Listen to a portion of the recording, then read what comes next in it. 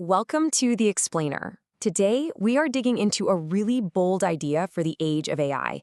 It's called the dignity floor. Think of it as a proposed blueprint for how we can all prosper through the massive changes that are already here and the ones that are coming fast. I mean, let's be real. The world is changing at a pace that feels almost impossible to keep up with. The very ground beneath our feet, our social structures, our economies, is being rewritten by the absolutely explosive growth of artificial intelligence. And this is the engine behind it all. In some of the most important areas, AI's power isn't just growing, it's doubling every few months. So what a cutting-edge model can do today will seem quaint in less than a year. This isn't just a slow and steady shift, it's a whirlwind. So that brings us to what is probably the central question of our time. With all this incredible speed and power, how do we make sure that this progress actually benefits everyone? How do we build a future where prosperity is shared instead of one where insecurity is the new normal? That's exactly what we're going to unpack. Okay, so let's dive right in. Before we can even talk about the solution, we have to get our heads around why this moment in history, this technological shift, is so fundamentally different from anything we've ever seen before. This is not just another industrial revolution. Just look at how these innovation cycles have been squeezed. The steam engine, that took decades to truly reshape the world. The internet, it did it in years. But today's AI systems, they're evolving and being deployed in a matter of months. Our institutions, our schools, our job markets, our laws, they simply were not designed to move that fast. And this really drives home the real-world impact. We're talking about a projection that nearly a third of all the hours we humans work across the globe could be automated before the end of this decade. And this isn't just about factory jobs anymore. AI is coming for cognitive work, in law, in medicine, in finance, you name it. The sheer scale of this disruption, hitting every single sector at once, that is the challenge we're facing. So, with all this incredible new wealth and productivity being created, you have to ask the big question, where is it all going? And the answer, well, it reveals a pretty deep fragility in how we think about ownership right now. This slide does a great job of framing the two paths we could take. Right now, it's argued we're on the path of narrow ownership. The huge gains from AI are flowing to a very small number of companies and investors. This creates a really brittle system where economic shocks get worse, and inequality can fuel a lot of political instability. The alternative path is shared prosperity, which is all about building a more resilient society from the ground up. All right, so let's get to the proposed solution. It's called the dignity floor, and it's really important to see it not just as a safety net to catch you when you fall, but more like a solid launch pad to help you soar. The core idea is pretty simple, actually. By guaranteeing everyone a baseline of security, you free people from the constant grinding anxiety of just trying to survive.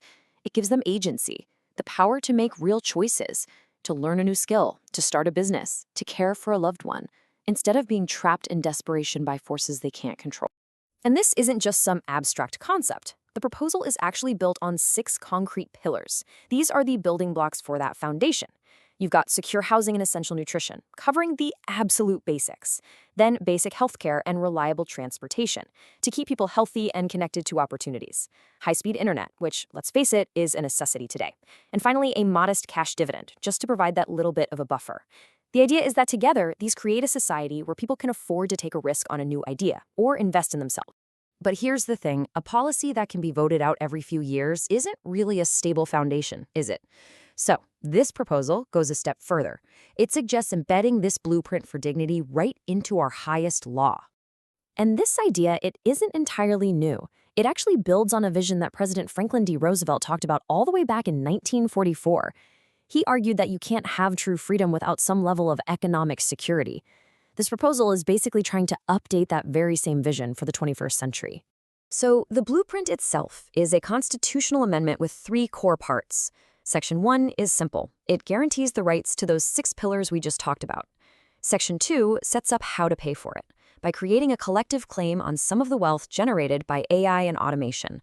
And then Section 3, well, that establishes the other side of the deal. Which, of course, immediately brings up a huge question, maybe the one you're thinking right now. Does this just create a right to get things without any responsibility to contribute back? And this slide shows exactly how the proposal answers that. It's specifically designed to be a balanced social contract.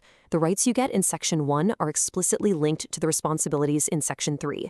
The goal isn't dependency. The goal is to create a society where everyone has the stability to contribute in a meaningful way, whether that's through a job, getting new training, caring for family, or community service. Now, a system this ambitious, this huge, would require an incredible amount of public trust. I mean, how could we possibly make sure a program this vast is run well and without corruption?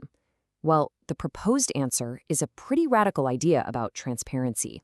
It's a concept called machine-readable governance. So forget about sifting through thousands of pages of PDF reports. This means every single dollar spent, every contract signed, every outcome measured, it all gets published as open data that anyone, a journalist, a researcher, you, can analyze in real time.